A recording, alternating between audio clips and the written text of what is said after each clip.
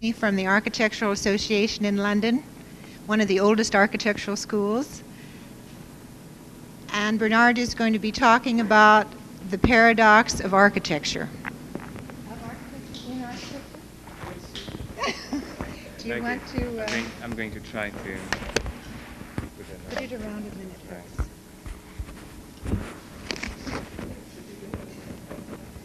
It's a very strange thing to use. Then you won't have to be concerned. Lovely. Okay. Good.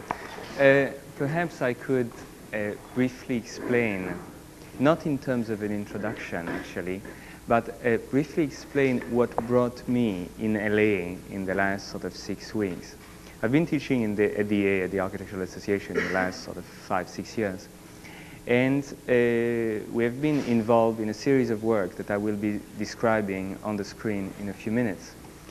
But at one particular moment last year, suddenly we realized that a certain amount of works were being developed here in LA by a few artists, which were very much corresponding to some of the preoccupation of a few students and a few of us at the namely a few artists who were dealing with real spaces. For those who are familiar with them, they are Michael Escher, Bob Irwin, Bruce Nauman, and so on.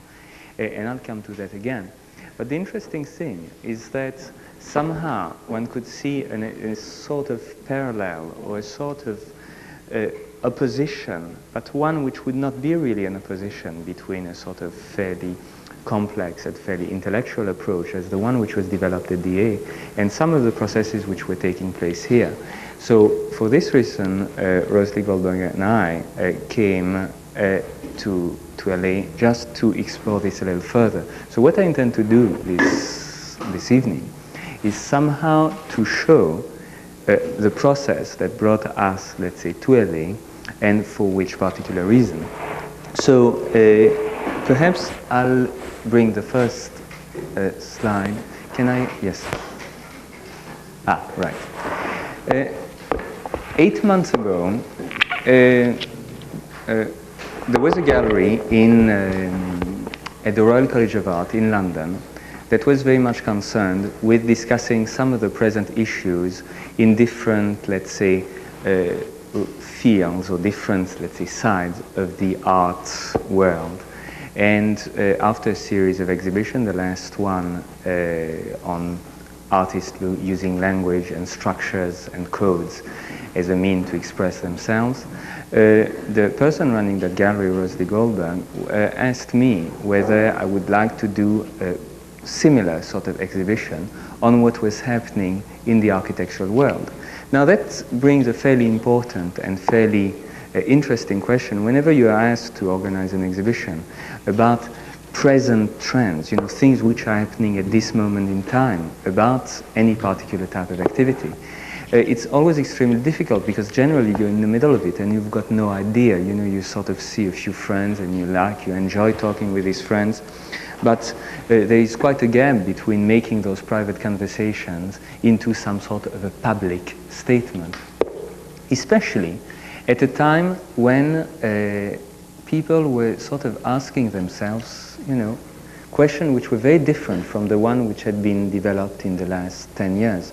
Perhaps if I make a very brief, let's say, history of what happened, let's say the preoccupation that were going on in London at the and perhaps in some quarters of Europe between, let's say, 68 and 75, it's quite interesting to notice that in 1974-75, just as we were going to work on that particular exhibition, let's call it like that, there was a quite strong reaction against all the approaches that tried to define architecture in terms of other fields, i.e. people who tried to understand architecture in terms of socioeconomics, or who tried to understand architecture in terms of sociology, or tried to understand architecture in terms of high-powered technology, and so on and so on.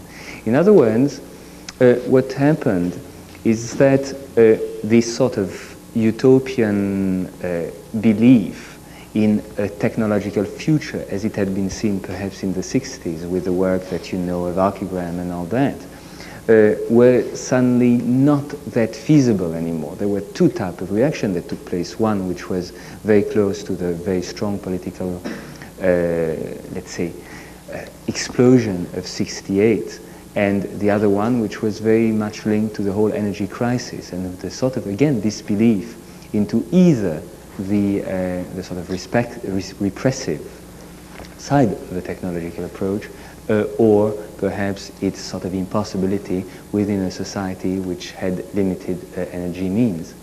So this type of discussion, which I won't go into because it's fairly well known and it's fairly common, was simply there in order to be opposed. In other words, one didn't want to say, well, architecture is, part of the realm of functions, or architecture is part of something that can be explained. For example, all of us who at the time, let's say between 68 and 71, had been very, very much involved in understanding what architecture was about and looked at it very strongly in political terms and said architecture is nothing but the product of a certain type of society. You have a certain political system which imply that you will have a certain type of architecture and so on. Suddenly said, well, it's not as simple as that, We realize that there's a certain amount of things, a certain amount of buildings and things like that, who subside or who stay throughout any type of society. And in this respect, a question was appearing. If there is something which cannot be defined in terms of, of sort of objective explanations in terms of the type of society we live in, but things which perhaps exist throughout, culture, let's say, throughout the 2,000 or 4,000 years, then what is it? And then what is architecture? So the starting point was really suddenly, this very old question, what is architecture? And the exhibition suddenly found itself into a very old and very traditional situation. We considered that architecture was perhaps not about buildings themselves. Historically, most of the influential sort of statements which have been made about architecture have been made either through drawings or through theoretical treatises, manifestos, pamphlets, and so on. In other words, you know quite well that Cobb's drawings were more important than his buildings themselves, and so on and so on. So somehow one found oneself in a situation which I would describe as traditional, because it was not very far away from the words that Boulez used in the 18th century when he said that architecture is the production of the mind, but not the real building, because architecture is nothing, the real building is nothing like about the technical translation of your drawings or the scientific side of architecture, as he said precisely. Now, the interesting thing is that, as you would see in a while, quite soon we started to react against this particular interpretation. But at the time of the exhibition, that was very important, especially because most of the people that we decided to invite, all our friends, ourselves, were somehow, all between the age of 25 or 35, ex-students and all that, and none of us had been dealing with real spaces and all working in that sort of fairly conceptual sort of area, and using words, using poetry as well as using images, pictures and all that. And so what we did, we asked each of those contributors, those architects, to present a space, a picture of a space, and 1,000 words talking in a sort of complementary fashion to the word, to the image. But very soon, as we were sort of going over the list of contributors, we found out that somehow there were a few people who were, let's say, quote, artists, who were having fairly similar preoccupation, and that we wanted to bring with us. Not because we were talking about, the sort of integration of art and architecture, we couldn't care less about it, but really because there were a few people who were having some sort of a common body of discussion. So what I'm going to do now, almost as an introduction to the body of the talk tonight, is to show some of the pictures of this of the exhibition. Basically, we sent a letter to these people explaining what it was about. I won't go into details. And precisely explaining, well, this is, you are going to work within that particular format. I bring this simply as an example of what was, what was expected from any of the participants. In that particular case, is the work of an artist, a so-called narrative artist, as it's been classified by certain art critics, who work very much in that notion of a complementarity. Now, it's interesting that you cannot, in that particular case, understand the picture without reading the text. You cannot get the text without getting the picture as well.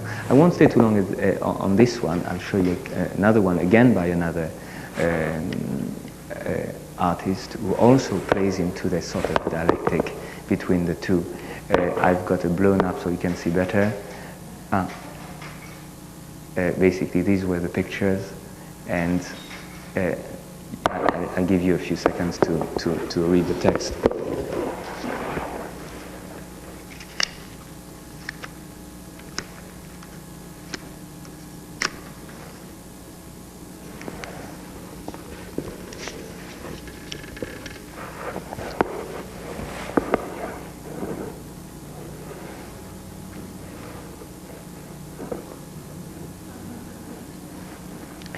The interesting thing about the work of those of these two people, for example, is that there was a level of sophistication which is quite interesting and which is quite different from the work of some of the other people we're going to see. Again, in this case, another artist who also worked with words and images, but he, in this case, not in the narrative mode, but much more in a sort of very strong, very tough, analytical criticism of today's society. In that particular case, it's a discussion on the picture on the right is taken from that movie by Jean-Luc Godard, which is Pierrot le Fou, and on the left is a very similar imagery, but taken out of a German commercial magazines advertising vacation in the Caribbean. And so he works in this sort of, dialectic. But really, the stuff of the exhibition was, around architectural discussion. Now, what is interesting about it is that we'll see that most of the people who contributed to it were very much concerned with the notion of space. Space, which is a word which hadn't been used in architectural terms for quite a while, at least in Europe. It was an old-fashioned word in a way. It was associated with German expressionism and this sort of thing. And suddenly, what do we see? A French architect who just won a competition and on which he brings, unfortunately this particular thing was the definition of the dictionaries in French, but what was important, he brings simply the definition of the word espace or space. And what does he do? His project, just to talk very briefly about it, what is important is not so much the building themselves, but the space that they define. And you can understand each of the building, each of the sort of little sort of a half cylinder of space, which is the extension of the central space into the building themselves, in terms of that new discussion, in terms of this structuring of spaces.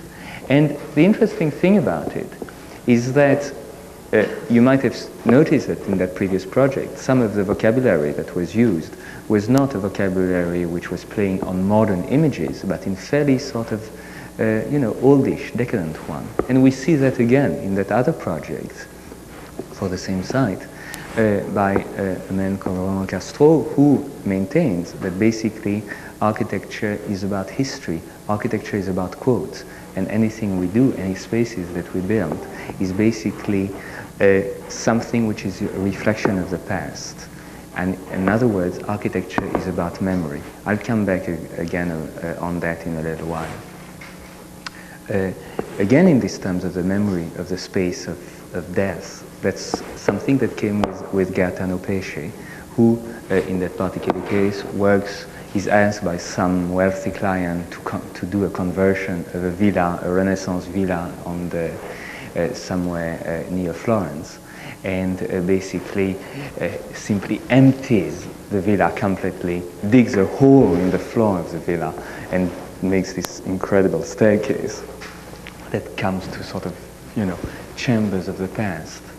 And this is, again, this particular preoccupation for what remains. And now if we take an entirely different type of sensitivity, this by one of my students at DA, who was very much concerned exactly with the same issues, but which were using another vocabulary to talk about it. He spent a few months in Alaska, sort of documenting a few of his sort of interests there. And concerned with that notion of the traces of the memory, in that particular case, he tried to explain it in the exhibition in terms of himself, of his own body. That is, he walked in the snow and documented his traces, the remnant, you know, what was left of him, saying that basically just as architecture, the only thing which counts is a thing which is suddenly embedded into the ground, because the rest of it is all change. And again, it's interesting to see that preoccupation with the notion of memory which came in the work of an artist, who again worked on one hand with space, but uses video camera in order to build up a sort of audience, or not audience, but spectator, the individual person coming into the gallery, to build up a sort of awareness of himself, but not of awareness of himself immediately like you may have in a mirror, but simply using now a system which is fairly known, which is a time delay. You have a loop inside the video thing, so that you see yourself on the screen about 2 seconds later, or you could 30 seconds later. In other words, what you see on the screen is a sort of immediate history, an immediate documentation of what you did a while before. And that sort of distanciation is again that way to make real certain action. And the interesting thing about it is that that notion of those spaces related to what I would call the past was perhaps echoed in that particular case with the work of Nigel Coates, who was again a student at the A, who simply used 4 mirrors reflecting themselves in a sort of infinite space, which would mean nothing, but would be simply, you know, sort of a space looking at itself constantly, or in a similar fashion, but this time looking at using video projectors, basically defining a space by the crossing of those of the paths of the projectors. Now, this is one particular trend, let's say. The other one was much more concerned with what I would describe as private space, personal spaces, subjective spaces. The argument behind it was a fairly simple one. It was saying that if architects throughout, let's say, the whole modern movement have always been concerned with the notion of architecture for the greater number, architecture for others, architecture as a public service, and so on. Many of the young A students started to say, no, all that is bullshit. Basically, we know nothing about the greater number. We know nothing about public services. Any attempt to act as a social being, as an architect, have been doomed to failure. The only way we can act, or we can try to understand what we're doing, is by sort of looking at what we really need, what we really want. In other words, what we want as me, myself, the space around me, my own subjectivity related to a particular space, my own unconscious related to a particular space. In some cases, it took place of a sort of expression of a dream, an expression of, particular, almost a surrealistic concern, surrealism in terms of its relationship to the unconscious. In other cases, the idea was simply, if you design a space, you are going to do it for people who are very close to you, in a sort of strange way, your mother, your friend, or whatever.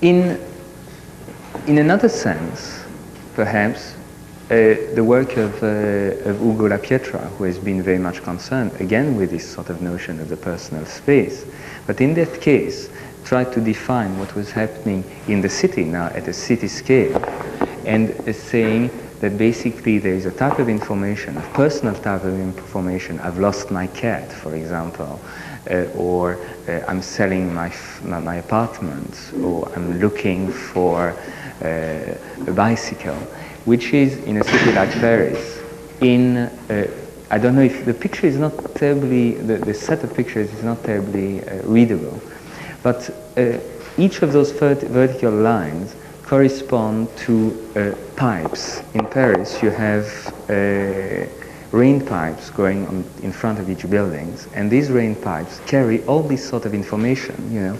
I'm looking for my little bird that I've lost, or my cat, or I want to buy this and that.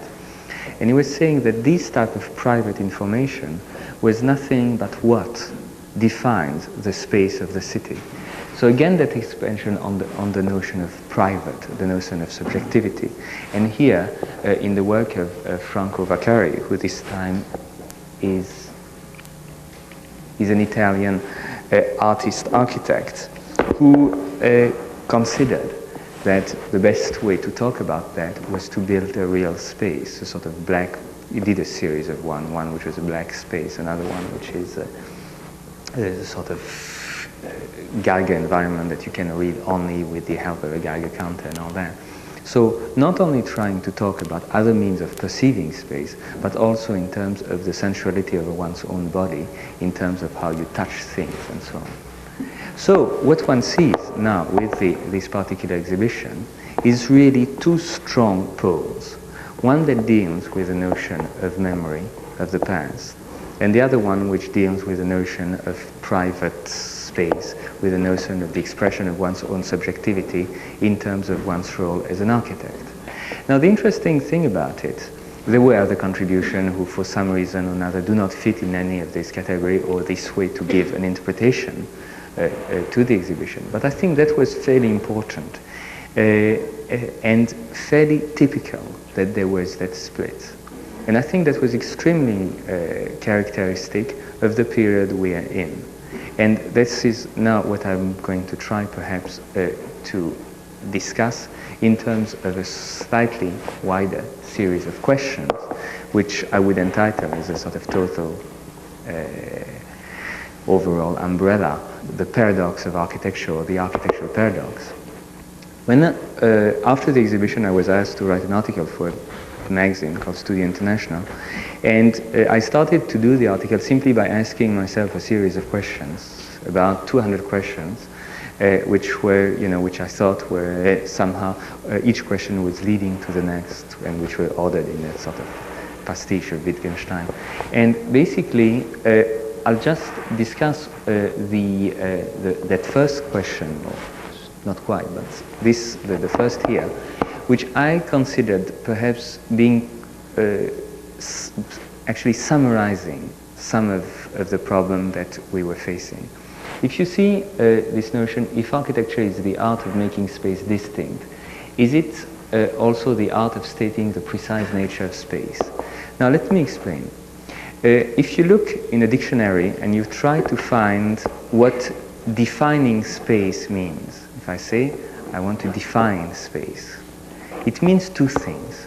It means on one hand to make space distinct, to use physicalities, you know, walls or whatever, boundaries, physical boundaries, in order to make that space distinct.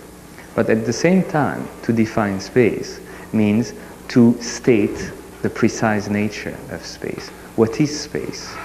And this particular opposition between something which is intensely physical and something which is much more abstract is not very different from many of the questions that many people have been asking themselves about space throughout history. The second notion, the one which is about abstract space, if you think of all the discussion that philosophers had from Aristotle to Kant to try to discuss whether space is finite or infinite, whether space is actually a part of the categories, the sort of things which belong to the very beginning of consciousness and all that, i.e. things which you cannot explain but which are part of your understanding of the world.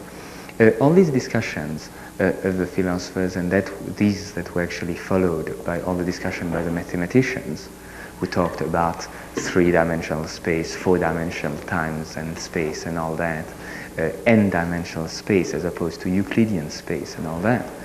basically all these discussions were very much related to stating the precise nature of space. Meanwhile, architects were still talking, or Binor was talking about something much more physical.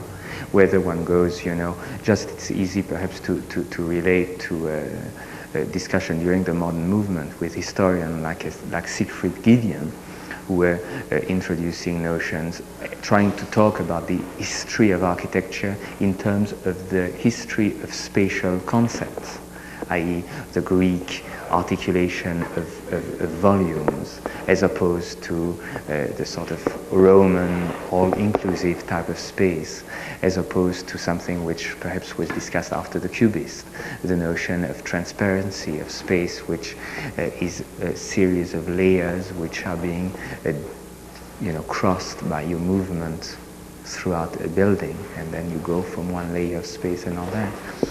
So not very far from the Cubist planes, you know, that you have in a painting. This being reflected, just to quote an example, of Corbe in one of the villas in Garches, having a series of spatial layers and all that.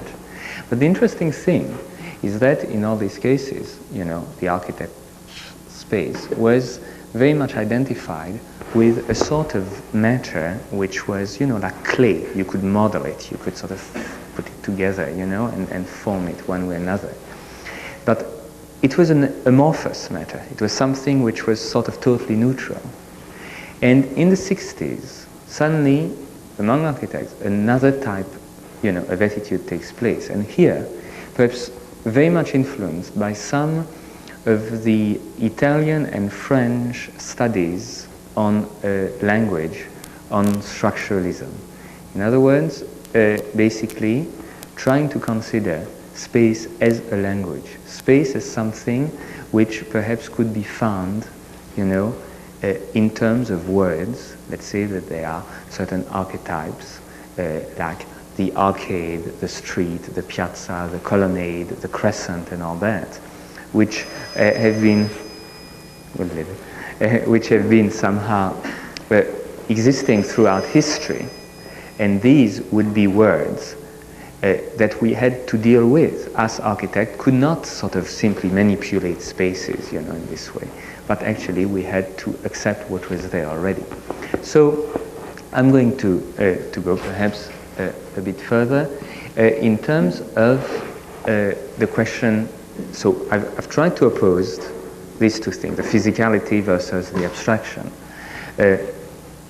The exhibition of the Space 1,000 Words was actually very typical of a discussion which was trying then to expand the realm of architecture, but instead of expanding it towards, you know, particular real spaces, it was really moving in terms of saying architecture can be a lot of things at the same time. And sometimes you'll see that basically many of the illustrations are not meant to be illustration, but they simply quote to the text. In other words, in terms of, there's a whole discussion on space that unfortunately it is untranslated.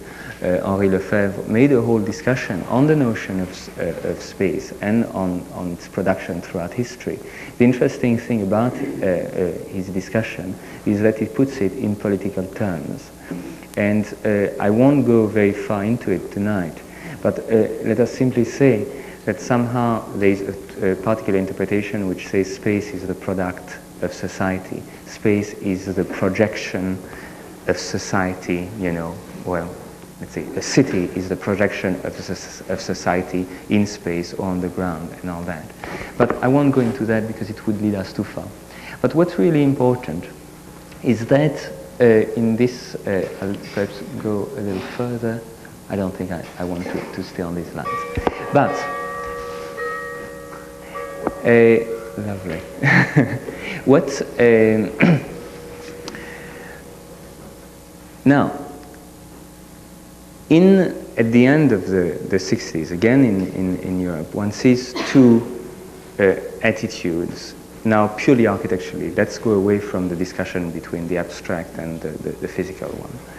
One which was saying that architecture is everything, you know. Architecture is basically you know, if I don't accept that the instruction of clients, if I say that the type of building that I'm supposed to make in terms of my role as an architect in society is a type of building that I disagree with, because they reflect a particular type, you know, of social or of political system, then many of the people, again, very sensitive to, for example, the 1968 events in France, decided to say that we are still architects, you know, we love it, but somehow we don't be simply the servant of a system we disagree with. Therefore, we have to expand the definition of architecture. We have to expand it in such a way that we can do other type of things. So suddenly, like in the exhibitions we saw, perhaps the drawing of architecture or the text of architecture was architecture. Perhaps if I was given a brief, a series of instruction, or if I would write a series of instruction about a possible building or an urban situation, this instruction would be architecture. This is not very far away from the whole discussion of conceptual artists who found themselves in the same situation. Many artists disagreed with the fact that they had to work within the gallery system. That basically they were producing within a very sort of rigid, very structured context, which implied that their work would be sold as sort of, you know, any consumption merchandise. And they said we must go away from that. And some of them discussed it in terms of giving instruction about pieces which were either so large or so impossible that basically they could not be sold and bought. Like, you know, a line which is 200,000 miles long. Take a line which is so long, take a line for a walk, and things like that. In other words, they were trying to escape the gallery system. But immediately it was reintegrated as, you know, you can sell instruction, you can frame them in a piece of, you know, behind a piece of glass. So the same thing happened to architects. Architects like Super Studio, who were saying, you know, that basically everything is architecture. I being here, walking around, talking, I am architecture. And who were playing, you know, some of the things that you see here, or with the ideal cities, which were very ironical statement, was again something which was trying to expand the limits of architecture. Same thing with archism. Now, the interesting thing about that is that this particular notion was making raising a very important question. If you say, if everything is architecture, then the question is, what does it, how is it different from any other human activity? You know, then everything is architecture. So what is specific to it?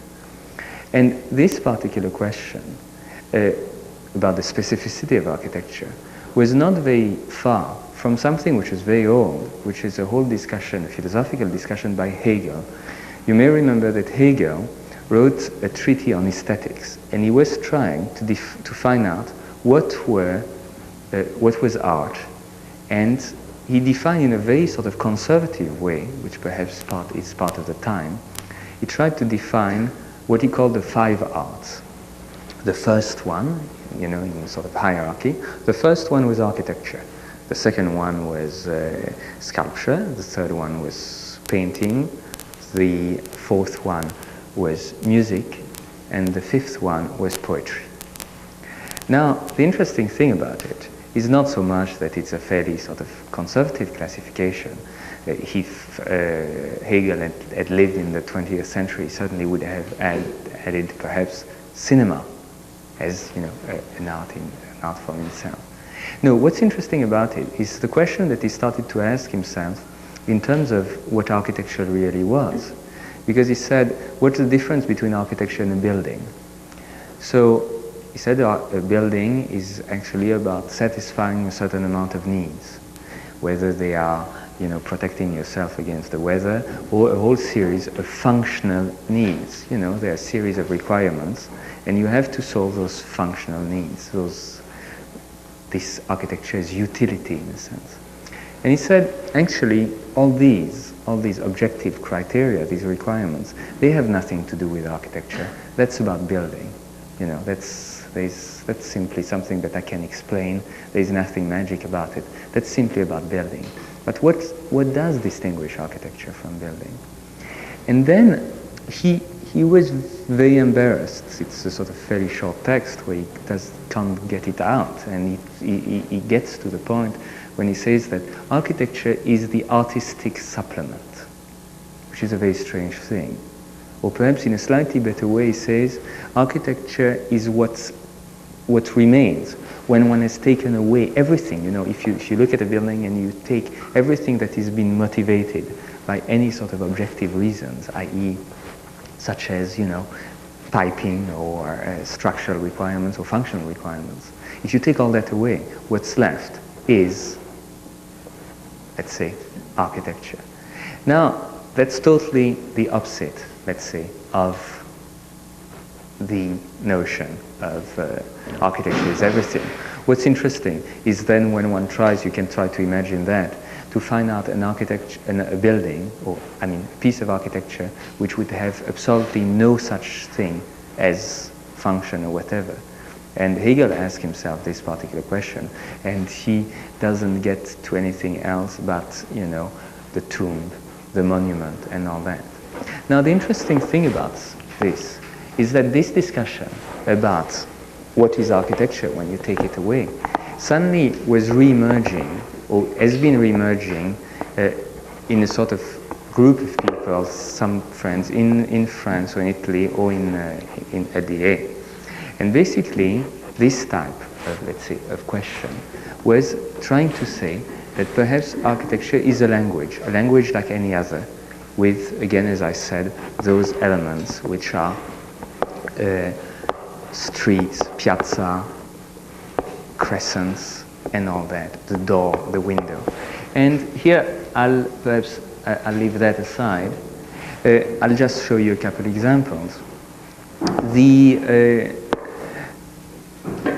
3 years ago, in Milan, there was an exhibition called Architettura Razionale, Rational Architecture. The attempt was made by that man, Aldo Rossi, to try to define what was architecture in terms of something that could not necessarily be related to those functional requirements, but something that one could see, you know, throughout history as a series of constant elements, a series of archetypes, such as the window, the column, and all that, the wall, and this particular manipulation. What's, yeah, that's mentioning thing. Many projects were done along this particular type of approach. That is, in that particular case, Leo Crea, who, I'll just try to move to there, works on an old town, but trying to define a series of, you know, typical architectural elements, such as the sort of amphitheater, the piazza, if you want, the street, and then up there, going around that castle, which, by the way, exists already, using the arcade, which is actually a 19th century form, but a form that has become some sort of an architectural archetype. In other words, these would be a discussion on forms which would be used like words, but not discussing their meaning. Now that's very interesting, because here we get onto that whole discussion about, if we talk about language, we talk about meaning, and there's a whole sort of wave of semiological thinking which has sort of perverted or pervaded the architectural discussion. In other words, it's a discussion which tries to say, well, if we have a building or if we have an architectural form, does it mean anything? And here there are two theories that oppose themselves, and I'll try to very briefly sort of discuss them. The first one says, if we take again Hegel's artistic supplement, you know, that thing that's left.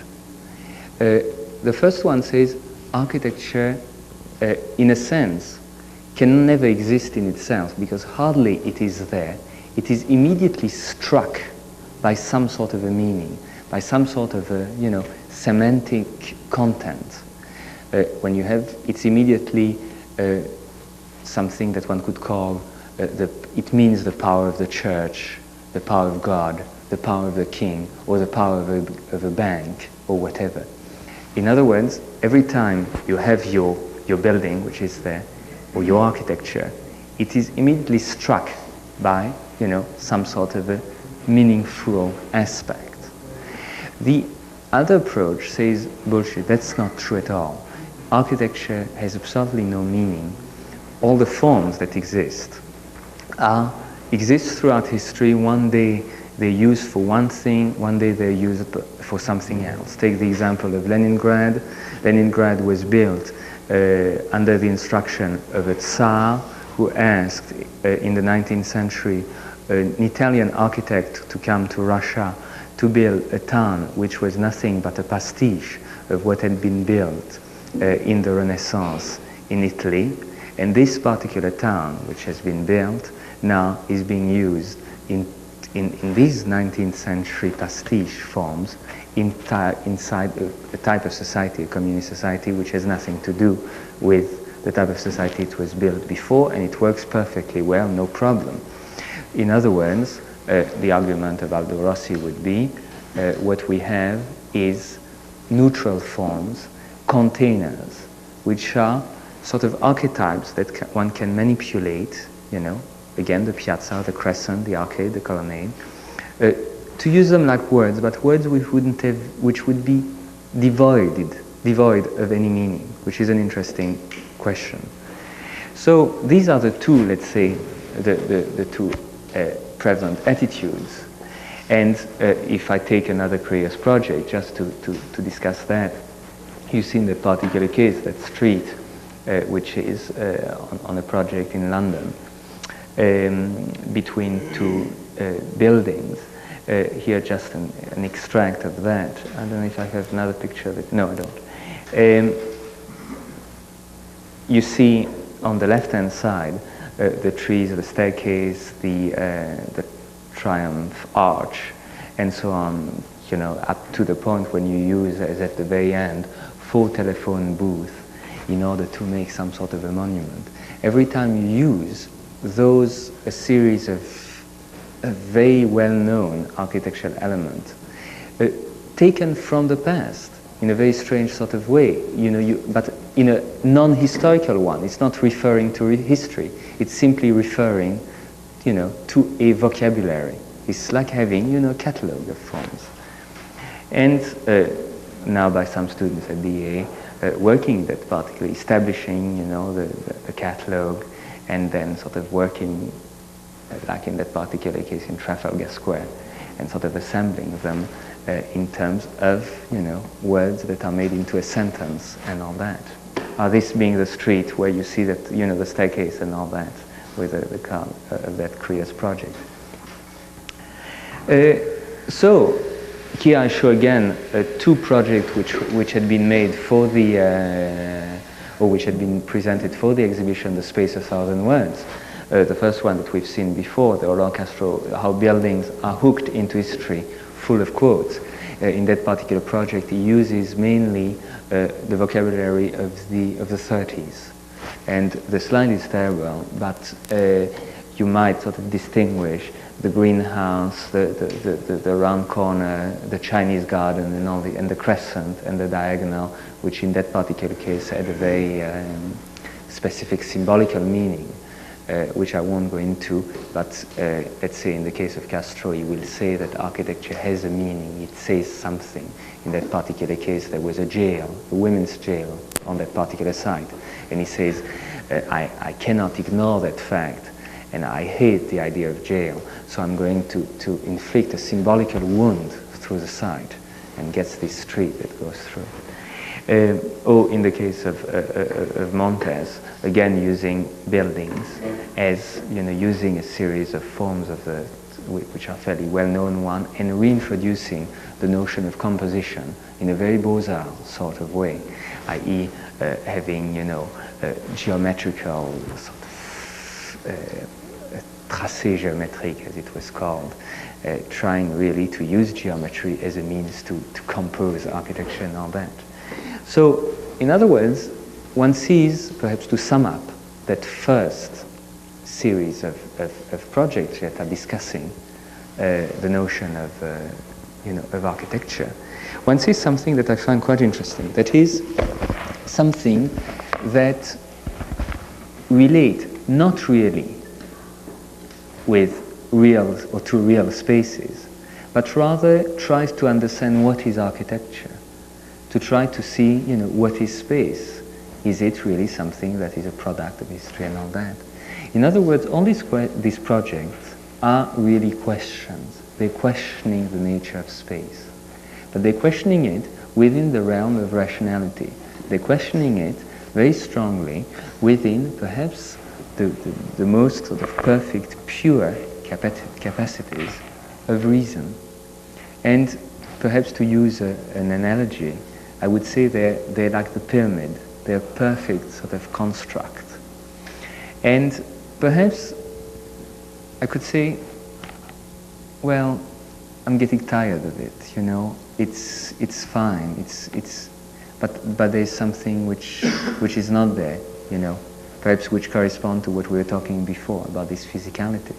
Now, if I try to, again, the return to language, I won't go into that. If I say, actually, that all this discussion about using architecture as a language, discussing it in terms of the history, is basically something which is nothing but the construct, that product of the mind. And that if, for example, I walk, on the beach, or I get into the freeway, I get a sort of sensation, I get a certain experience of a particular space. I get something that I cannot explain with words, or in a very difficult sort of way. There are certain things which are slightly different, whether I walk on the part which is, right by the beach, or if I walk in the bluffs. And suddenly there is something which is intensely central, something which, is perhaps directly relating the physicality of my body to the physicality of the space. Something which has nothing to do with the construction, something which is different altogether, and something that is very often, interesting enough, split. Like, why is it that certain parts, of the city correspond to certain parts of one's body? The pleasure area of a city is quite often distinct from the business area, and this sort of thing, which, interesting for any architects who want to play the psychoanalytical game, is a great sort of trip. But what's really interesting is that, there is that thing, that sort of notion of my perceptions in a particular space. Now, the interesting thing about it is that this discussion is a fairly old one. Again, one can think of people in the 20s or in the 30s who were mainly in Germany talking about something they call Raumempfindung, in other words, felt space, i.e. something that you feel. And in a very sort of symbolic and romantic sort of way, we're trying to discuss, that impression of space. And that was one of the approaches which somehow later on perhaps was slightly sort of transformed with the influence of the Bauhaus and all that. But the first idea was something which was totally irrational in a sense, which was this idea of felt space. But there was another theory which perhaps was much stronger in terms of its potential, which was the one of Schlemmer at the Bauhaus, who considered that basically when he was doing drawings, when he was doing paintings, or he was writing, this was the theory. But when he was involved with dancing and performance and all that, when he was dancing, this was practice. In other words, his drawings were about the theory of space, but his dancing was about the practice of space. In other words, theory was something that could only take place in terms of being made real in a space. And what happened with Schlemmer is that suddenly it was introducing the whole discussion of one's body defining space as opposed to walls defining a space. Now perhaps let me go into a few slides very quickly. In that particular case of La Pietra, what we have is any monument in the city of Milan, and he opposes the monument, the existing one, with something else. You see that those lines on the ground, which are behind the monument. Those lines are simply drawn on the photograph, and they correspond to the paths which are taken in that particular square by people, when they cross the square. They just cross it in a fairly geometrical sort of way. And he says, this is the real space, this is the real architecture. And you see it in the little drawing, which is back to front actually, just on top of it, where it tries to draw exactly the sort of privileged path, which would be the architecture as defined by the body and so on. So this is not very far, in a sense, from Schlemmer's discussion about space, which is, determined by one's movements. A lot of artists have been working in this context, whether talking in terms of, again, something that we might, relate to the felt space, but in that particular case with the first one, Walter, who talks about fields of energy, every human being sort of defining a space which is an energy space, or in the case of Klaus Rinke, who uses his body to accentuate certain characteristic of the room, or perhaps in a more complex sort of way, some of the dancers, such as Trisha Brown, who in that particular piece, which is called, I think, the cube piece, is defining a cube by the movement of those four dancers, and expressing all what you can do with the cube, the diagonal, which is sort of implicit in the cube and all that. Other pieces of Trisha Brown, again, trying to discuss that notion of space in terms of the body and all that. Or in the case of an English group, who are good friends of people at the A and all that, who have been doing a series of performances, who try to formalize some body movement within the space, i.e. trying to say that just as one has archetypes or cliches in language, one has also body movement, which are cliches and poses, and look for something that they call the perfect pose, and just to bring you just a few sort of game. And they're hilariously funny in a sense, because they're always at the search of that sort of suppose pose, perfect pose, and play it in that way.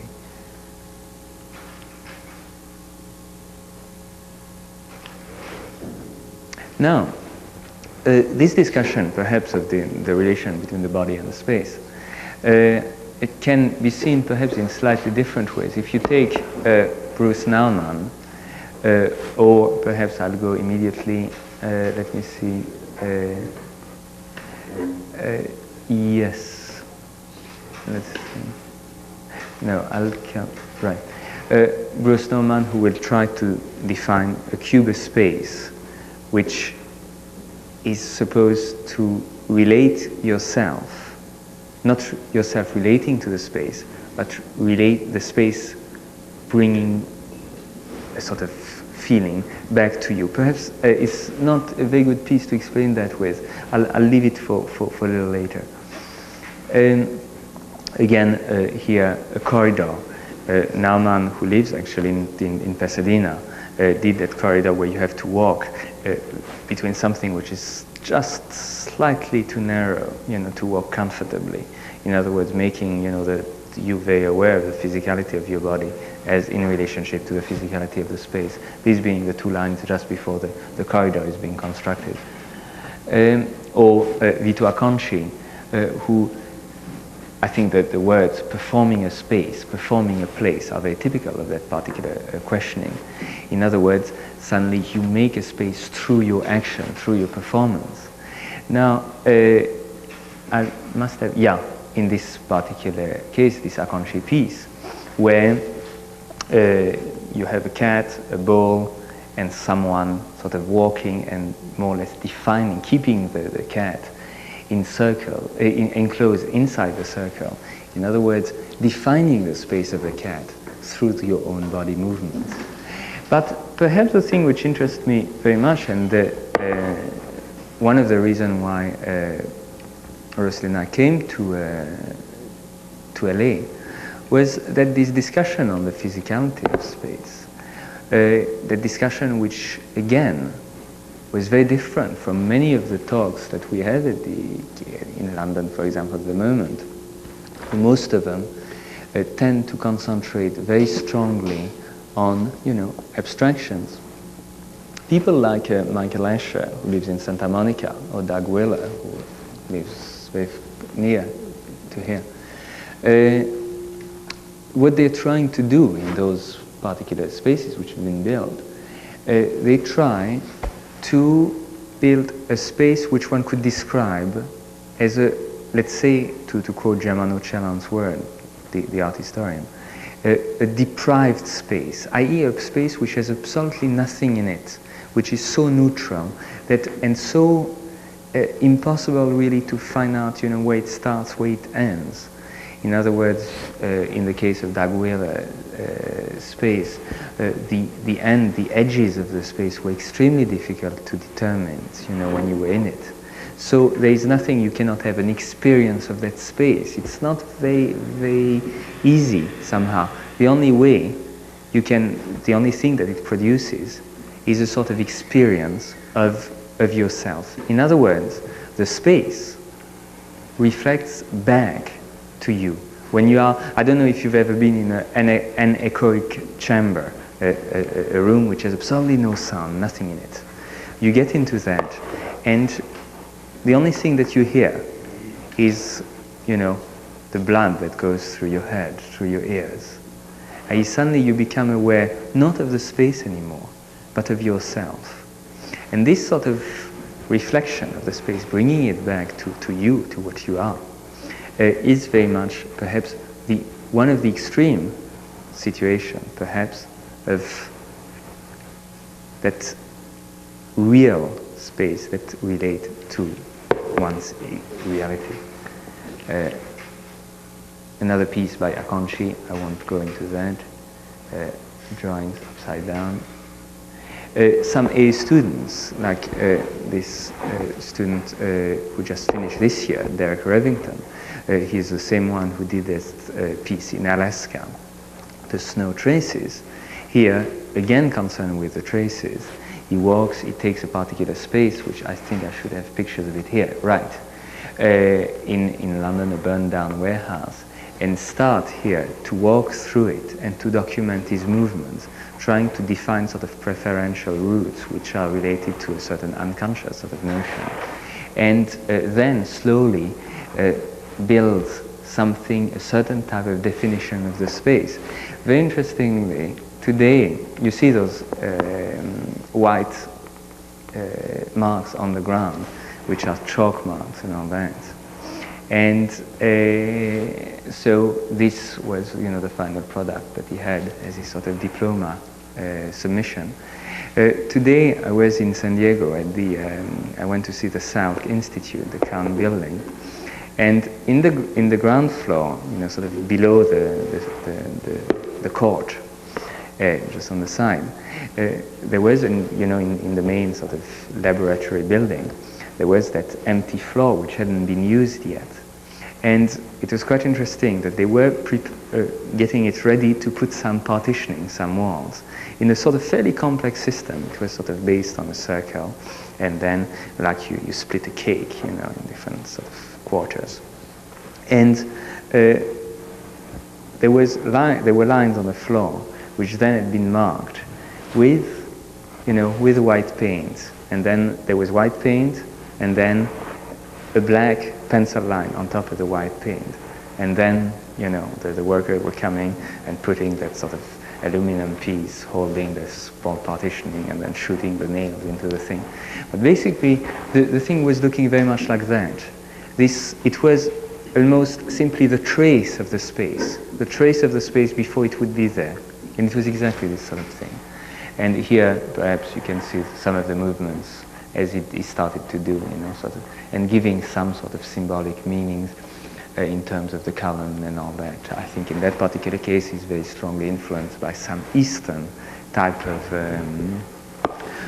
I wouldn't call it mysticism, but I think it's important here to introduce that word, because if we talk about those people working in terms of the empty space, there's another Los Angeles artist called Eric Orr, who is very strongly influenced by all the Zen Buddhist discussion.